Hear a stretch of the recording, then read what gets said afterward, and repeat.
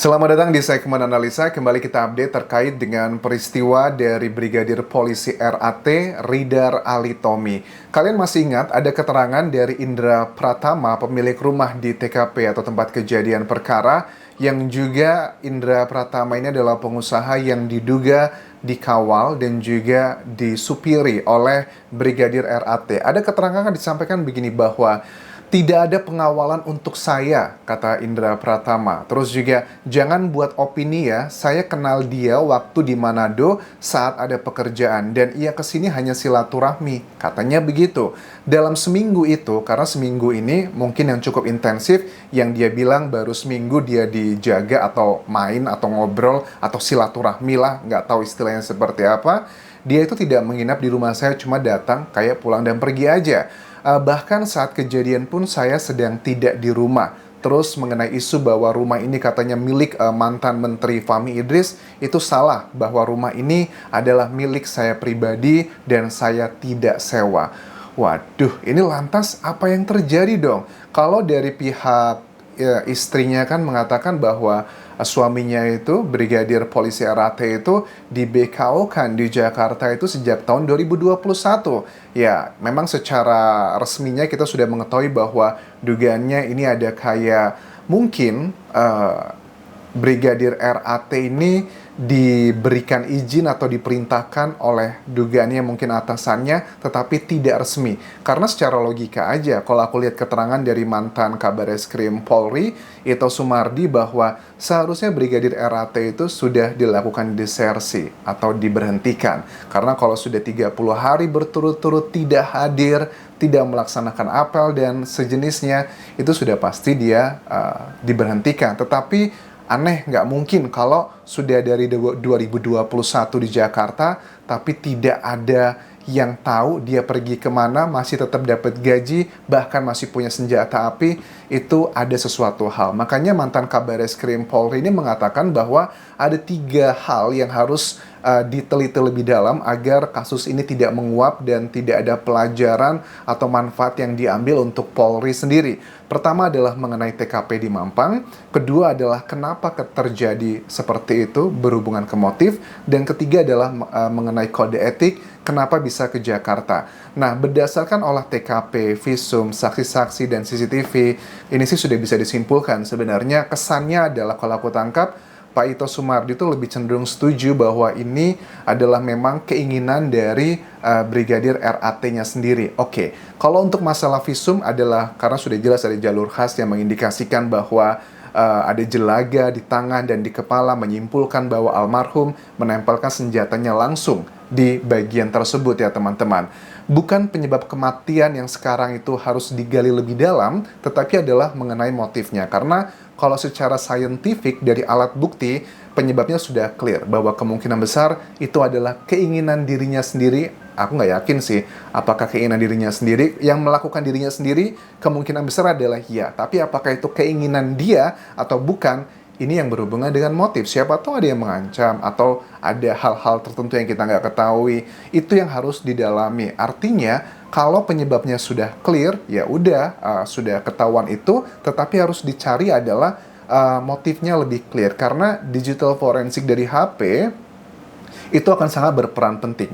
Ini adalah bagian yang menurut aku cari-cari di berbagai media massa ya, mengenai HP dari korban. Aku nggak, ya korban lah yang meninggal dunia ya, Brigadir RAT ini. Itu nggak ada, belum aku temukan ada nggak sih keterangan dari HP-nya Brigadir RAT ini, apa aja yang ada di situ. Karena itu bisa menjadi petunjuk banget yang mengarah ke motif gitu. Kalau secara etik harusnya memang sudah didesersi begitu teman-teman. Karena kita pengen tahu sebenarnya, ya kalau sekarang kan sudah meninggal dunia, kita pengen tahu siapa yang mengizinkan.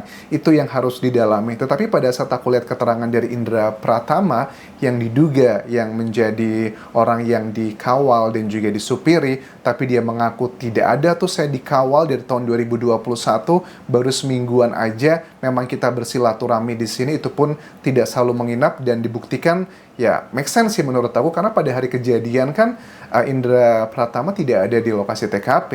Ya, kan biasanya ajudan dan juga supir itu kan melekat dengan orang yang dijaga. Well, to some extent mungkin ada beberapa case dia libur dan sebagainya, itu juga mungkin.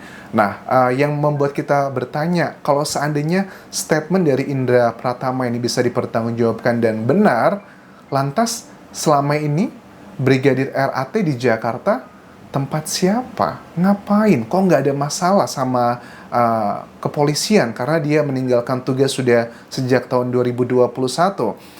Kemudian siapa yang mengizinkan? Ini ya pasti sampai ke level Polda nanti ya. Kapoldanya harus dicek lebih dalam dan harus ada orang yang tanggung jawab. Kesannya kalau aku lihat dari beberapa hari terakhir ini antara atasan-atasannya, dugaannya, mereka ini saling lempar tanggung jawab gitu. Dikatakan, oh kami tidak tahu, kami tidak ada surat resmi untuk dia BKO ke Jakarta. Lantas selama ini ngapain dong dia di Jakarta? Katanya baru seminggu atau sudah sejak tahun 2021.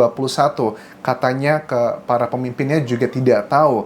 Ini harus jadi pelajaran mahal, kata mantan Kabareskrim Polri ini. Tapi memang pelajaran mahal ini harus ada harga yang dibayar, yakni akan ada orang yang terkena sanksi, mungkin pimpinannya. Orang-orang besar di Polri nggak gampang loh ngasih senior-senior atau beliau-beliau yang punya jabatan tinggi sanksi itu pasti sudah benar-benar keputusan yang nggak bisa dihindarkan lagi. Sebenarnya menurut Ito Sumardi, kalau ada anggota polisi mengawal warga sipil, itu adalah hal yang lazim kok banyak dilakukan. Tetapi harus sudah jelas ada surat penugasannya seperti apa. Karena kalau nanti terjadi apa-apa, ada yang tanggung jawab. Indikasinya ini ada banyak kejanggalan. Karena orang yang pakai jasanya, menurut Ito Sumardi, ngakunya baru seminggu. Dan itu pun hanya silaturahmi. Terus siapa yang benar? Jadi kalau kasus ini ditutup, ya memang sudah ditutup kan ya. Mudah-mudahan dengan instruksi dari Kapolri bahwa untuk dicari lebih tahu motifnya dan hal-hal yang berurusan mungkin dengan kode etik harus digali lebih dalam, ini akan memberikan petunjuk yang sangat jelas. Sementara dari Kompolnas, Yusuf Warshim pun memberikan apresiasi sebenarnya kepada Kapolri yang meminta dengan tegas untuk dibuka penyebabnya. Kalau data-data ataupun hal-hal yang sifatnya minor, itu bisa didiskusikan sebagai tambahan-tambahan lain. Tetapi adalah yang paling utama itu adalah motifnya. Aku lebih setuju dengan statement dari Ito Sumardi, kode etiknya itu harus dicari tahu, kenapa dia di Jakarta itu yang penting banget, terus juga kenapa dia melakukan tersebut. Karena memang kecenderungannya kalau dari berbagai alat bukti, memang ini kejadian adalah yang menyebabkan dari dirinya sendiri. Tetapi apakah ini keinginan dirinya atau bukan? Ini yang harus digali lebih dalam. Mengenai peristiwa seperti ini, menurut Yusuf Warshim, memang banyak kejadian yang menimpa anggota PNS polisi katanya. Tetapi kalau untuk urusan pribadi, banyak kasus-kasus seperti ini yang terjadi di Polri itu yang tidak diungkap ke umum, ke publik. Ya mungkin aja ada faktor sakit, ada asmara, terlilit hutang, tapi banyak yang nggak diungkapkan sama Polri. Ya misalnya kayak pengalaman aku pribadi ya, aku pernah ada salah satu rekanku yang juga dugaannya melakukan hal seperti ini, nggak nyangka gitu. Kita kepikir bahwa anggota polisi itu kan kita melihatnya sosok yang kuat, sosok yang tegar. Kayaknya 24 jam tuntutan sebagai seorang anggota polisi itu harus terlihat cool, keren pokoknya, ready gitu, ready terus. Ya namanya manusia juga tetap manusia, apapun profesinya ya. Aku nggak nyangka banget gitu ada salah satu dugaan yang temenku ini melakukan hal seperti itu karena dia putus asa menyaksikan, menerima fakta karena hubungan jarak jauh istrinya itu sedang mengandung dan akan melahirkan, tapi ternyata itu bukan buah hatinya karena mereka jarak jauh dan memang itu ada teman-teman kejadian. Nah untuk hal seperti ini menurut Yusuf Warshim ini kalau masalahnya adalah pribadi, kemungkinan besar tidak akan diungkapkan ke publik. Tetapi satu hal yang harus digarisbawahi, kalau ini tidak diungkapkan ke publik, efeknya adalah ini kayak buah si malakama gitu. Jadi nanti pihak kepolisiannya, nama baiknya atau kepercayaan masyarakat terhadap institusi Polri juga ya akan berkurang, akan punya sesuatu hal yang nggak serk lagi lah sama masyarakat. Tetapi bagaimanapun juga kalau menurut aku sih strateginya adalah ya dengan tidak menyampaikan apa motif kalau memang ini berhubungan dengan urusan pribadi, tetapi dari pihak keluarga dan juga mungkin digelar perkara nanti itu dihadirkan.